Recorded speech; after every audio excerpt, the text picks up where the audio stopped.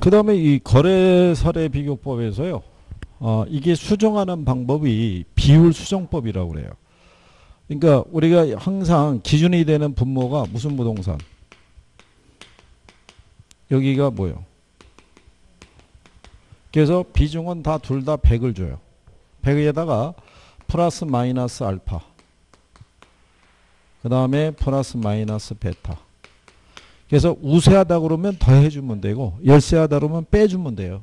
그래서 거기 30번을 보시면 사례 부동산이 속한 지역이 있죠. 예, 상승식으로 선정한 지역 요인의 비교치라고 했죠. 근데 사례 부동산이 속한 지역이 얼마예요?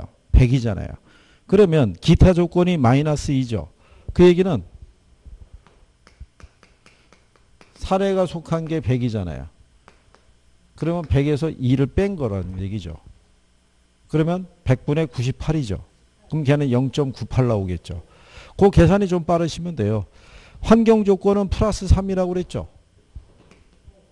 그러면 걔는 이런 얘기죠. 100분의 100 플러스 3이니까 100분의 103이니까 1.03. 그러니까 얘는 0.98, 얘는 1.03. 이런 식으로 계산을 하는 거니까요. 그리고 이제 가로 조건이 마이너스 1이죠. 그러면 걔는 그냥 0.99라는 거. 그 다음에 접근 조건이 플러스 4라는 얘기는 1.04라는 거. 그 걔네 다 곱하게 되면 나오는 게 1.039 있죠. 이렇게는 계산할 수 있나요? 예. 그러고 난 다음에 31번 있죠. 자, 사례 부동산이 대상 부동산에 비해서 지역 요인이 몇 프로 우세할 때래요?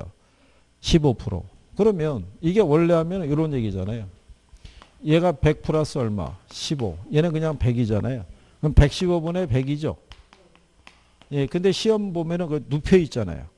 예, 눕혀 있으면은 서 있는 애 다리 걸어서 쓰러뜨리면은 위에 있는 애가 먼저 꼬꾸라진다고 그랬죠. 그러니까는 거기 2번이 답이죠. 무슨 요령인지 아시겠죠? 혹시 눕혔을 때를 대비해서. 예. 그 다음에 32번 있죠. 나중에 이제 요령이 붙으면요. 이게 암산으로 막 돼요. 거기 보시면은 자, 그 가로의 폭 구조 등의 상태에서 대상 부동산이 몇 프로 우세해야 돼요? 5%. 그럼 100분의 105죠. 그럼 1.05. 3% 열세하면 그렇죠. 100분의 97이니까 0.97. 그 다음에 행정상의 규제에서 대상 부동산이 4% 우세하죠. 그러면 1.04. 그러면 걔네 3개 곱하면은 예, 1.059 이렇게 쭉 나온다고요. 무슨 말인지 아시겠나요? 그렇게 해서 암산으로 계산할 수 있나요? 아니, 암산이 아니라 고기 배열까지만. 나중에 곱하는 거야 계산기를 써야겠지만 예, 고기까지는 우리가 할 수 있으시면 여기는 뭐 정리가 됐다고 봐야죠. 예, 그래서 그렇게. 그러면 나중에 여러분들이 요건상에서 보시면요. 그 뒤에 34번 있죠. 공시가 기준법으로 평가한 대상 토지의 가격 나오죠. 예, 이게 작년 기출인데요. 거기 보면 표준지 공시가 기준했을 때 거기 볼 때 소재지가 A시, B구, C동 100이고요. 일반 상업적이라고 해놨잖아요. 그러면 거기 사례 보게 되면 박스에 기호 1이 있고 기호 2가 있죠. 그 우리는 C동 110에 소재하고 있는 일반 상업지역이 있죠. 걔를 기준으로 비교해야 된다는 얘기죠. 무슨 말인지 아시겠죠? 그럼 200을 기준으로 했을 때 이런 얘기죠. 공시가 기준법으로 구할 때는요. 비교 표준지 있죠. 여기에다가 뭐 하고요. 시점 수정하고요. 지역 요인하고 개별 요인하고 그 다음에 그 밖의 요인의 비교를 하는 거예요. 근데 얘가 이제 200으로 정해졌잖아요. 근데 시점 수정은 따로 안 해도 된다고 그랬죠. 거기 줘요. 뭐로? 지가 상승률 있죠. 거기 보면 지가 변동률이 공업지역이 있고 상업지역이 있는데 우린 상업지역이니까 4% 적용하면 되죠. 4%면 100분의 104라고 그랬어요. 5%인가요? 5%면 100분의 105. 그럼 얼마겠어요? 1.05. 근데 틀림없이 인근 지역의 소재예요. 그럼 지역 요인을 할 필요가 없죠. 개별을 봤더니 대상 토지는 표준지 기호 1, 2에 비해서 가로 조건에서 몇 프로 우세해야 돼요? 10%. 그러면 100분의 110이니까 1.1일 거 아니에요. 그죠? 그리고 그 밖의 요인은 보정할 사항이 없다라고 해준 거죠. 그죠? 네, 그러면 이거 대입하시면 되죠. 이거 1.05 곱하기 1.1 있죠. 그래서 나온 수치를 어디에다가 200만 원에다 곱하게 되면 231만 원. 이렇게 해보실 수 있나요? 제가 이렇게 강의해 보면요. 거래사례비교법을 제일 자신 있어요. 거래사례비교법. 왜냐하면 요건이 간단하거든요. 어? 나오면 좋겠다 뭐 이런 표현이신 것 같네요. 그죠? 예. 그래서 한번 나머지 35, 36에 대한 것도요. 한번 연습 삼아서 대입한다고 생각하시고 한번 해보시면 되겠고, 그 다음에 이제 37번에 가면 수익환원법 나오죠. 예. 수익환원법은 주로 수익성 부동산에 쓸 수 있어요. 근데 이제 거기 보면 삼면성 중에서 수익성의 사고에서 가격을 구하는 방법이고요. 근데 4번에 보면 학교, 공원 등 공공 또는 공익의 목적에 제공되고 있는 부동산 가격이 있죠. 얘 구할 때는 무슨 법? 그죠. 원가법 쓰죠. 그래서 수익환원법을 쓴다 그러면 틀리다라고 생각하시면 될 거예요. 그 다음에 이제 뒤로 넘어가셔가지고요. 이게 38번에 자본환원율의 결정 방법이 있죠. 예, 여기서는 요령만 알려드리면 환원율의 결정 방법을 우리가 이렇게 얘기를 해요. 글자만 이렇게 따면은 이렇게 돼 있는데 요 중에서 시험상에서 인용할 수 있는 건 요거 세 가지예요. 여기 있는 투자결합법이 있죠. 투자결합법이 물리적 투자결합법이 있고요. 금융적 투자결합법이 있어요. 얘를 활용해서 계산하는 문제가 나온 적이 있는데 거기까지는 지금 무리실 테니까 물리적이라는 얘기는 부동산이 토지와 건물로 구성이 되어 있다는 거예요. 근데 토지에서 발생하는 수익하고요. 건물에서 발생하는 수익이 어떻다? 서로 다르다는 얘기예요. 그러니까 토지 수익률 따로 구하고 건물 수익률 따로 구해서 가중 평균에서 구하라는 거예요. 그러니까 같다 그러면 틀리다는 거예요. 무슨 말인지 아시겠나요? 그리고 금융적인 투자결합법은요. 부동산이 지분과 저당의 합으로 되어 있다는 거예요. 내 돈하고 빌린 돈하고. 그러면 지분 투자자가 요구하는 수익률이 있죠. 저당 투자자가 금융기관일 거 아니에요. 얘네가 요구하는 수익률이 있죠. 이게 서로 다르다는 거예요. 그러니까 각각의 수익률을 따로따로 구해서 가중평균한 걸로 수익률을 구하라 이런 얘기예요. 그러니까 동일하다 그러면 틀리는 거예요. 거기서 그래서 답이 일단 5번이에요. 금융적 투자결합법은 저당 투자자의 요구 수익률과 지분 투자자의 요구 수익률이 동일하다는 데 착안해서 그래서 틀리다는 거 아니에요. 그래서 거기 3번에 가면 물리적 투자결합법은 소득을 창출하는 부동산의 능력이 토지와 건물이 서로 다르고 분리될 수 있다는 가정에서 출발하는 거예요. 그런 내용이라고요. 그 다음에 여기 있는 에르도법이 있죠. 얘는 지분 투자자 입장에서 수익률 구해요. 그래서 우리가 LG라고 했어요. 그죠? 그 다음에 얘는 수익을 계산할 때 세전현금 수지 기준이에요. 그래서 뭐를 반영을 못하냐면 소득세율을 반영을 못해요. 세전이니까. 예. 요게 시험에 한번 나온 적이 있어요. 에르도법으로 뭐를 계산할 때, 환원율을 계산할 때 구성 요건에 해당이 안 되는 게 뭐냐? 답이 소득세였다고요. 세전이니까. 그 다음에 부채감당법이 있죠. 얘는 계산 문제로 한번 나왔었어요. 근데 얘만 유일하게 누구의 입장에서? 저당 투자자 입장에서 수익률 계산하는 거예요. 이게 이런 요건만 뭐 알아두시는 정도로 하셔도 되지 않겠느냐. 네. 그래서 이제 옆 페이지에 가시면요. 환원율을 산정할 때 다음 산식에 들어갈 것이 있죠. 환원율은 가격분의 순영업소득으로 구할 수 있고요. 그 다음에 환원율을 구할 때 우리가 부대상이라고 그랬었죠. 부채 감당률 곱하기 대부비율 곱하기 뭐 저당상수. 네.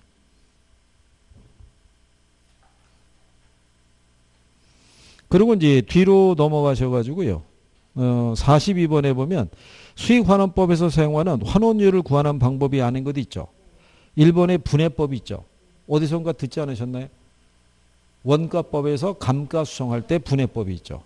예, 그래서 얘가 답인 거예요. 예, 그렇게도 한번 문제를 준 거고요. 그리고 43번에 대한 거는 참고하셔도 될 거예요. 그게 한 번 나온 거예요. 여러분 기출에. 근데 30회까지 오는 동안에 딱 한 번 나왔어요. 그거는 나중에 저기 뭐 모의고사나 동영할 때 한번 시간을 내서 한번 설명을 한번 해드리겠는데 그게 들으시고 나면은 왜 설명해 줬어요? 뭐 이런 거죠. 그러니까 그때 한번 해보시면 되겠고요. 예, 그 다음에 그 44번에 보시면요. 다음 보기의 자료를 이용해서 환원율을 바르게 계산한 걸 물어봤죠. 아까 환원율을 어떻게 계산한다고 그랬냐면요. 환원율은 부동산 가치 있죠. 순영업소득의 크기를 구해줘요. 근데 요 순영업소득 구할 때 있죠. 가유순 아시죠? 예, 그러니까 거기 보면은 자 총투자액 있죠. 예, 이게 부동산 가치자 총투자액이라고도 얘기를 해요. 그럼 총투자액을 얼마를 줬어요? 예, 2억을 줬어요. 그럼 얘를 구해야겠죠. 근데 거기 보면 가능총소득 줬죠. 얼마? 아니겠죠. 1950만 원이라고 줬겠죠. 그렇죠? 예. 거기에다 보면은 연간 기타 소득, 연간 공실에 따른 손실이 얼마? 50만 원. 근데 기타 소득이 얼마예요? 100만 원. 그죠? 그러면 맞춰준 거잖아요. 얼마로? 2천으로. 그죠? 근데 경비가 얼마예요? 유효 총소득의 몇 프로? 40%. 2천의 40%는 248이니까 800이죠. 그럼 얘가 1200이죠. 근데 여기 보면은 2억이잖아요. 2억 대비 1200이면 얼마? 2, 6, 10이니까 6% 나오죠. 이렇게 하는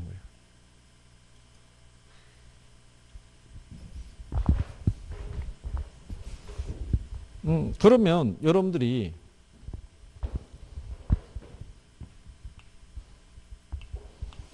예, 옆에 있는 46번이 있죠.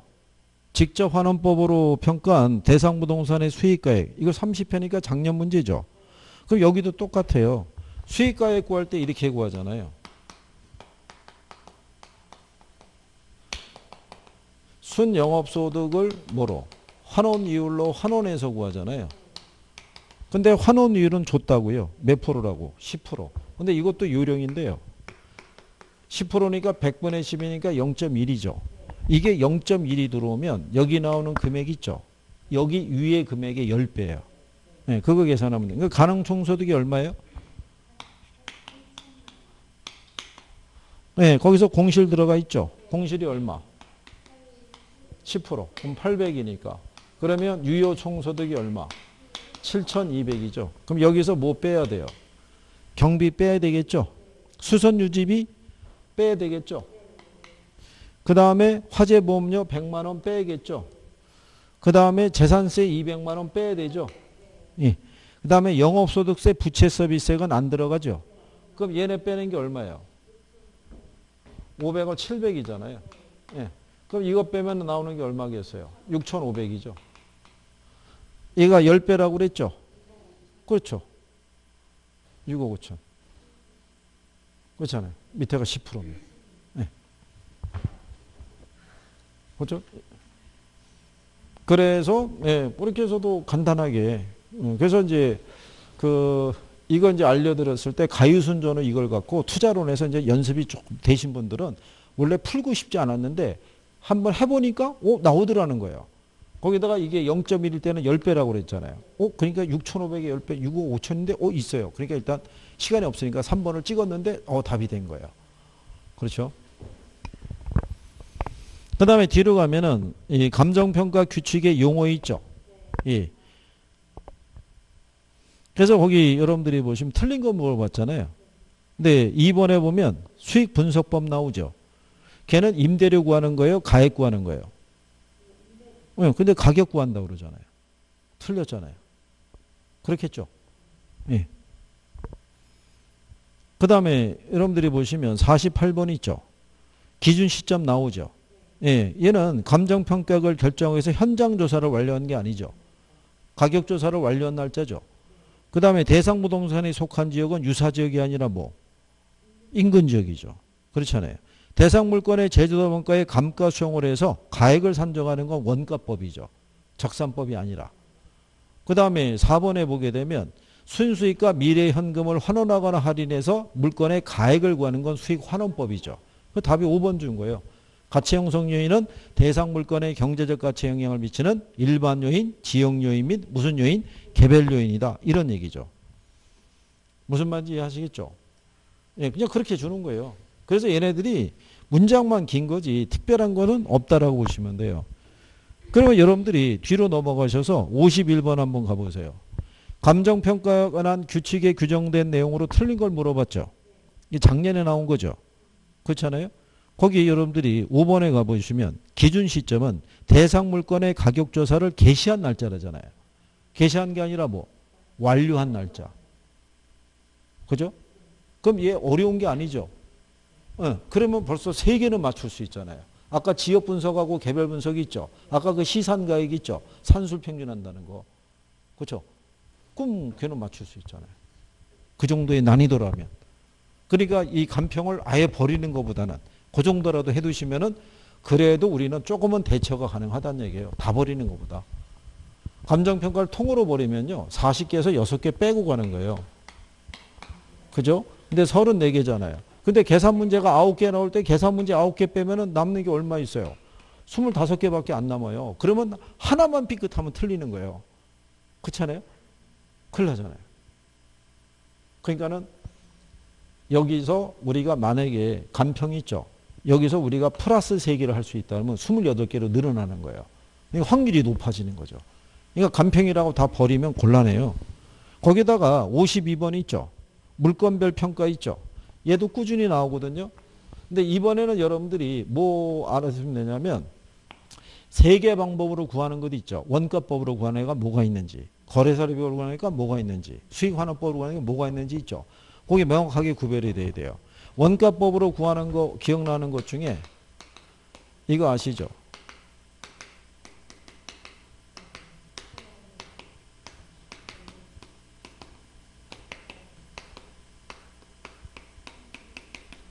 선원의 소원은 건물도 갖고 싶고 항공기도 갖고 싶고 건설기도 갖고 싶다는 것 있죠. 예, 이게 원가법이잖아요. 선박, 소경목림 이거 포함해서. 기억하시죠? 그 다음에 거래사례비교법 있죠. 이렇게 했잖아요. 저거. 과거에 동거했다고. 여기 저가 뭐냐면 자죠. 자동차 거래사례비교법. 예, 여기서 과수원 거래사례비교법, 동산 거래사례비교법. 이렇게 했잖아요. 그 다음에 임대료 구하는 거는 임대사례비교법. 성이 같다고 그랬어요. 그 다음에 수익환원법으로 구하는 것 있죠. 형제들 아시죠? 광수, 공수, 영수, 저수. 그죠? 광업재단 수익환원법, 공장재단 수익환원법, 영업권 수익환원법, 저작권 수익환원법. 이렇게 축으로 놓으면 기본적인 게 정리가 되죠. 무슨 말인지 아시겠나요? 거기 여러분들이 보시면 52번 있죠. 1번에 동산의 평가는 뭐라고 해요? 동거, 거래사례비법, 원가법 그랬으니까 틀렸을 거 아니에요. 그렇죠? 그래서 4번에 가면 임녀의 평가는 뭐로? 임대사례비법. 그죠? 뒤로 가보시게 되면요. 54번 있죠. 54번. 자, 감정평가업자가 대상물건의 감정평가 시 적용해야 될 주된 평가 방법으로 틀린 거 물어봤죠. 1번의 건물. 원가법인데 거래사례 바로 보이잖아요. 그렇죠? 그리고 한 가지 알아두실 거는 53번에 가게 되면요. 효용가치가 있는 자동차의 평가는 거래사례급으로 구하죠.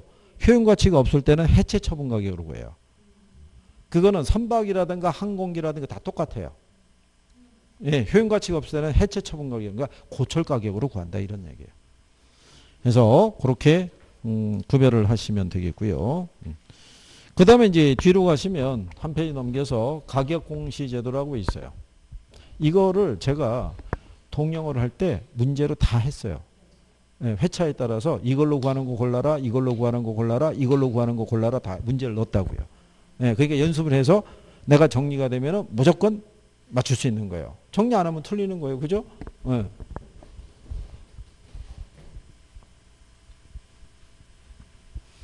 그래서 이제 저희들 입장에서는 그렇게 문제를 드리고 난 다음에 실전에 그하고 비슷한 유형의 문제가 떨어져서 여러분들이 하나라도 쉽게 맞추면 그렇죠. 그거 이상 좋은 게 없는 거죠. 그래서 그게 한 24개만 되면 얼마나 좋겠어요. 그죠? 그래서 민법도 24개. 그래서 그냥 가볍게 떠나면 참 좋은 거죠. 그죠? 생각만 해도 즐겁지 않나요? 그렇죠. 가능한 거죠. 또, 아니, 또 여러분 열심히 하셨잖아요. 또 열심히 하고 계시고,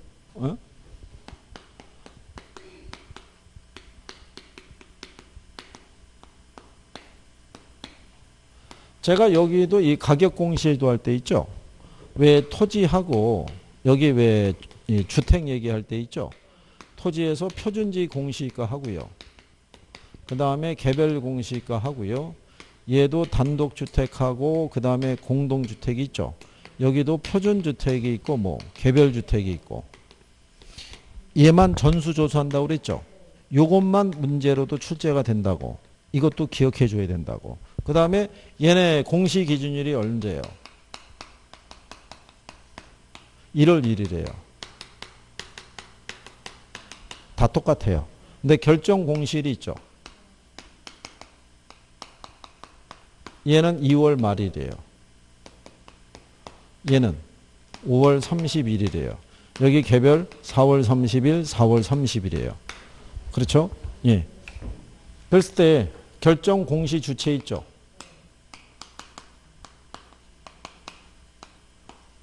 이거 늘상 해드렸죠. 이거 시험에 내요. 예. 그래서 이거 해드린 거고. 그 다음에 이의신청할 수 있죠. 누구에게? 얘들에게. 그러면 이의신청 기간이 있죠. 그죠? 예. 이게 결정 공시일부터 며칠 이내? 예. 부터 30일 이내. 그러면 이의신청 기간이 만료된 날부터 또 며칠? 예. 30일 이내. 이게 기본이에요. 이걸 일단 알고 들어가셔야 돼요. 그러면 답을 맞출 때 좀 더 유용하게. 그렇죠? 네. 예, 거기 1번 문제 보시면 부동산 가격 공시 및 감정평가에 관한 법률상 용어 정의로 틀린 걸 이렇게 물어봤죠. 근데 지금은 그냥 가격 공시에 관한 법률 이렇게 얘기를 해요. 예, 그래서 왜냐하면 이 감정평가 및 감정평가세에 관한 법률이라고 새로 만들어졌어요. 이게 예전에 어떤 기출이에요, 기출. 그래서 표현이 이렇게 되어 있는 거고요. 거기 보시면 5번에 적정가격 나오죠. 이 적정가격도 무슨 시장이냐면 통상적인 시장이에요. 우리가 시장가치 구할 때 무슨 시장에서 구해야 된다고 그랬어요? 통상적인 시장. 그게 이제 무슨 얘기냐면요.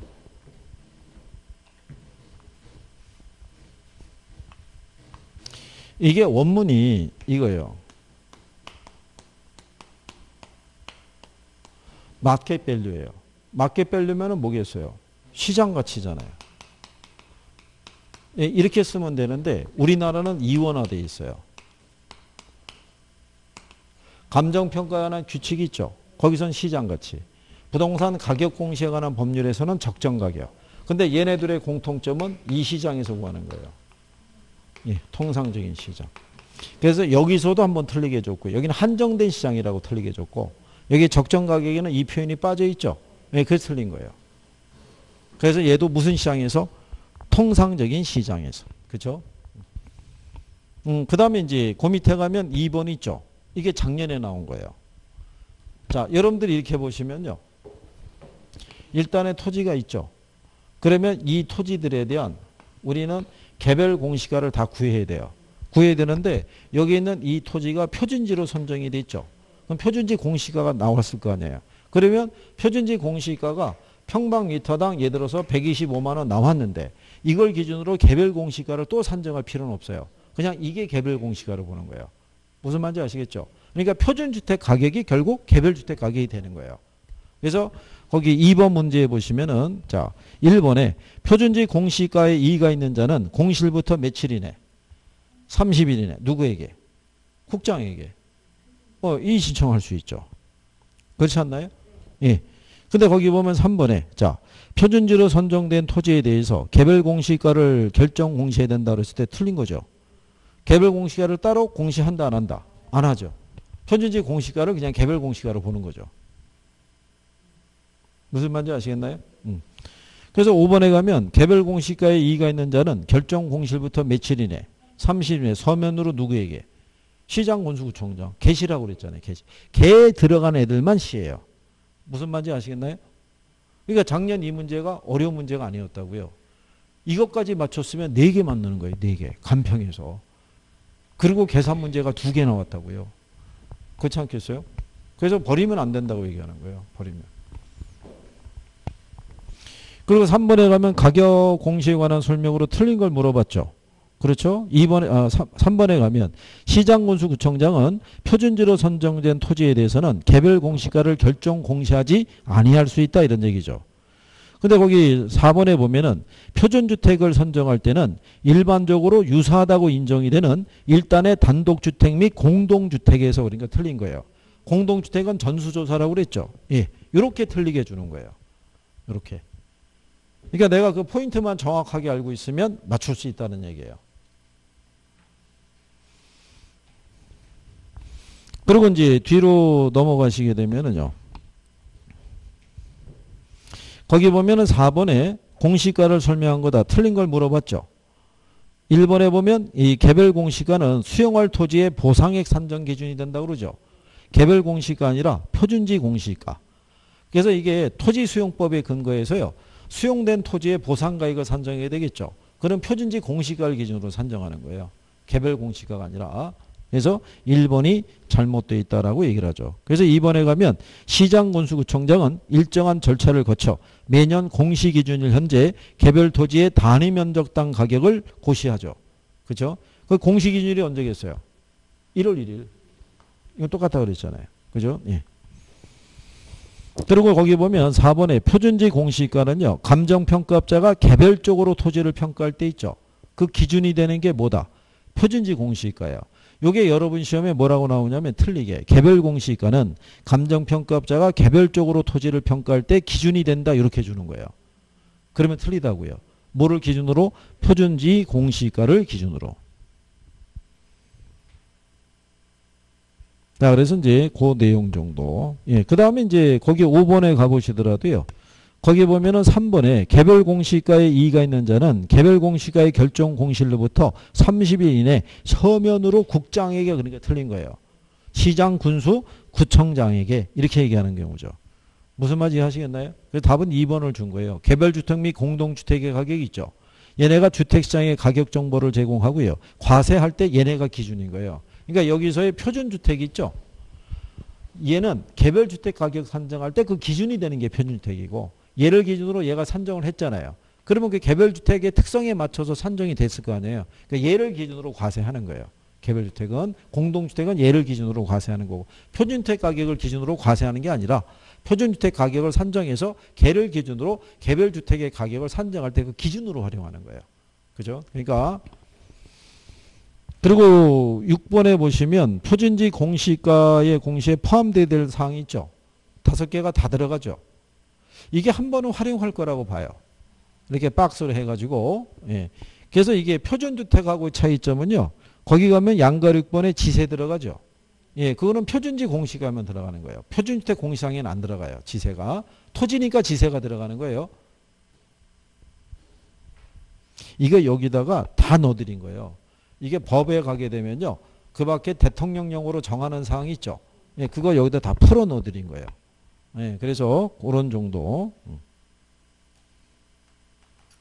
한 번 정도는 나올 거라고 유추는 하죠. 예. 그 다음에 이제 거기 그 뒤에 7번에 가서 보시게 되면 1번에 이렇게 나오죠. 개별주택 가격은 국가, 지자체 등의 기관이 과세 등의 업무에 관련해서 주택 가격을 산정할 때 그 기준으로 활용할 수 있는 게 무슨 가격이다? 개별주택 가격이다. 얘를 기준으로 과세한다는 얘기예요. 공동주택 가격을 기준으로 과세하고. 근데 거기 보시면 그 4번에 감정평가업자가 타인의 의뢰에서 개별적으로 토지를 평가할 때는 개별 공시가를 기준으로 한다면 틀리다는 얘기죠. 뭐를 기준으로? 표준지 공시가를 기준으로. 조금 아까 바로 앞에서 말씀드린 거죠. 그리고 그 밑에 가게 되면요. 8번에 자 1번의 개별주택 가격은 매년 1월 1일까지 결정 공시된다고 그러죠. 개별주택 가격은 언제? 4월 30일. 그 다음에 표준지 공시가를 공시할 때 건물 면적, 구조 및 사용 승인 등 건물에 대한 사항도 포함이 된다고 그러죠. 안 포함되죠. 토지인데 건물에 대한 사항이 포함될 리가 없잖아요. 그 다음에 공동주택 가격은 표준과 개별로 구분해서 공시한다는 거 틀리죠. 공동주택은 표준과 개별을 구분하지 않죠. 전수조사하잖아요. 그 다음에 개별 공시가에는 이의신청을 할 수 있지만 표준지 공시가에 대해서는 이의신청을 할 수 없다면 틀리죠. 네, 그래서 4번에 표준지로 선정된 토지에 대해서는 당해 토지의 공시가를 개별 공시가로 본다는 게 답이죠. 그러니까 이 표현도 꾸준히 나온다고요. 그래서 기억을 해달라고 말씀을 드리는 거죠. 그리고 옆에 가시면은 표준지 공시가 이의신청 나오죠. 이의신청은 30일 이내 할 수 있죠.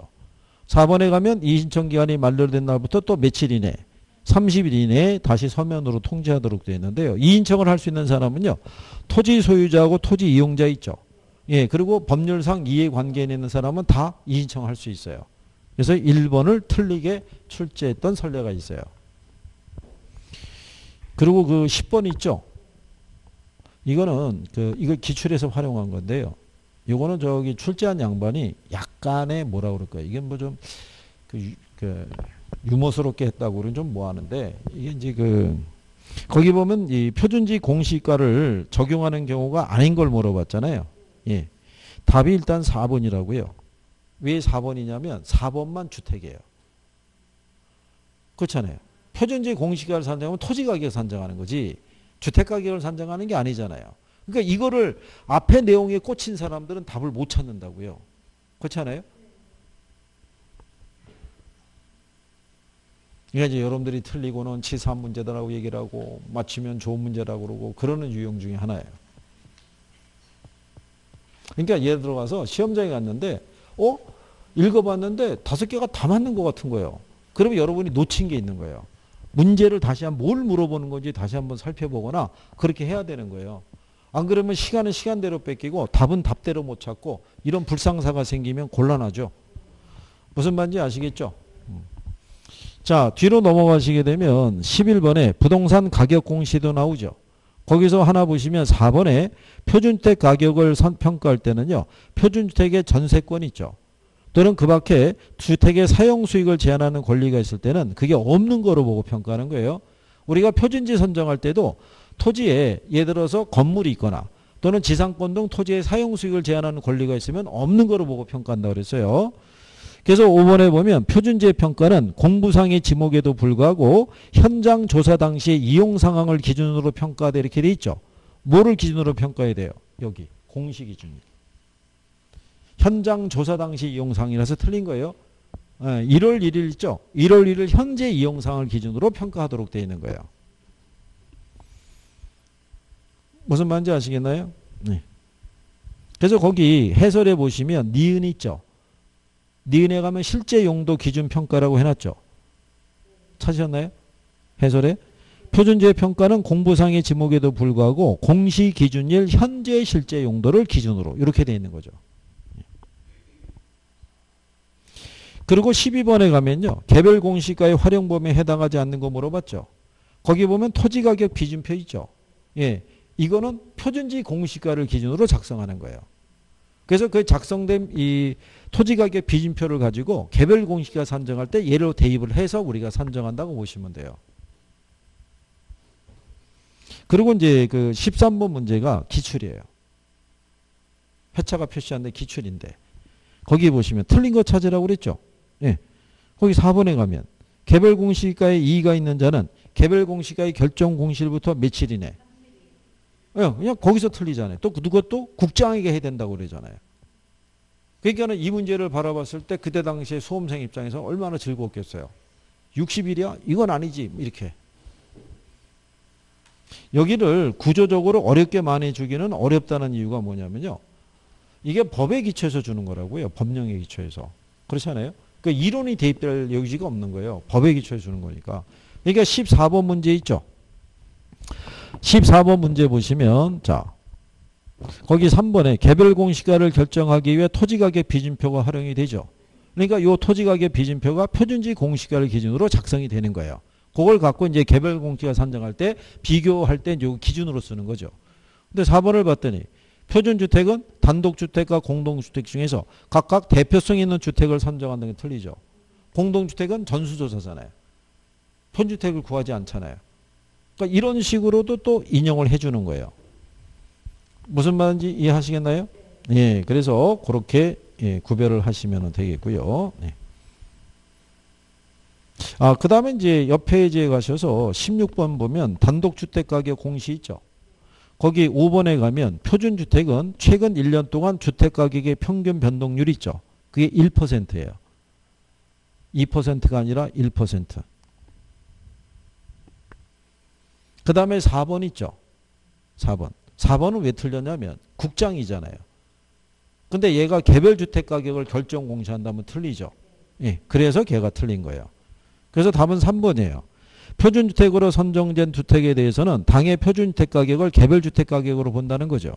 근데 2번을 가면 표준주택 가격의 공시사항에 지세가 들어가잖아요. 지세는 아까 표준지 공시가에만 들어간다고 그랬잖아요. 무슨 말인지 아시겠죠? 그리고 이제 국장이 이 표준주택을 선정할 때는요, 시군구 부동산평가위원회가 아니고요, 중앙부동산평가위원회예요. 예, 시군구 들어가는 건 역시 또 뭐 개별공시가 개별주택화 개혁할 때 시장군수 구청장이 하는 거예요. 그러고 난 다음에 이제 여러분들이 동형을 보실 때 이제는 간평에서 매 회차에 6개에서 7개가 들어와요. 그러면 매년 나오는 비중에 맞춰서 들어오는 거예요. 그러면 이제 여러분들이 그 중에서 맞는 것 있죠. 예, 그거를. 그리고 이제 일주일 단위로 돌아가잖아요. 일주일 단위로. 그러니까는 이제 지금은 우리가 간평을 2달 만에 한 번 본 거예요. 문제집으로. 근데 이제 동형을 들어가면 일주일 단위로 푸는 거예요. 그러면 조금 더 이게 빨라지잖아요. 그러니까 이게 예, 각인되는 게 조금씩 늘어나요. 그리고 한 번 풀 때마다 한 번에 전범위가 돌아가는 거예요. 지금까지는 여러분들이 이렇게 간 거예요. 단원으로 잘라서. 이렇게 갔던 거를 이런 식으로 반복을 시키는 거예요. 이렇게. 시험장이 이렇게 나오니까. 그거를 하시고 그 다음에 또 뭐 백선이든 뭐 이런 걸 또 추가로 한 번 더 쫙 또 풀어보는 거예요. 전체적으로 한 방에 팍.